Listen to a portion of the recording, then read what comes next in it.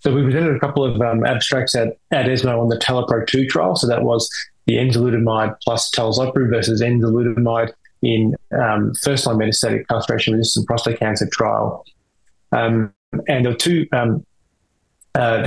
abstracts that we presented looking at exposure, safety and exposure efficacy analysis. So that basically means the pharmacokinetic studies, and we looked at drug concentration levels and then looked at toxicity and efficacy. And not surprisingly, what we saw is that patients who had higher drug levels of talazoparib had more efficacy from and better outcomes from the combination of talazoparib plus enzalutamide.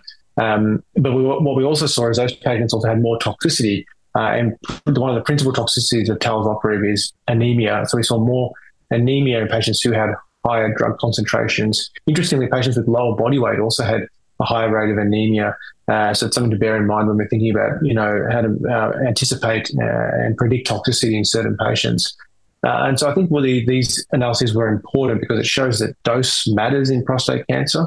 If you have in terms of the dose of PARP inhibitors, I should say, if you underdose PARP inhibitors, you may lose some efficacy. But at the same time, we also don't have a choice in some cases but to lower the dose in patients who have toxicity, for example, anemia.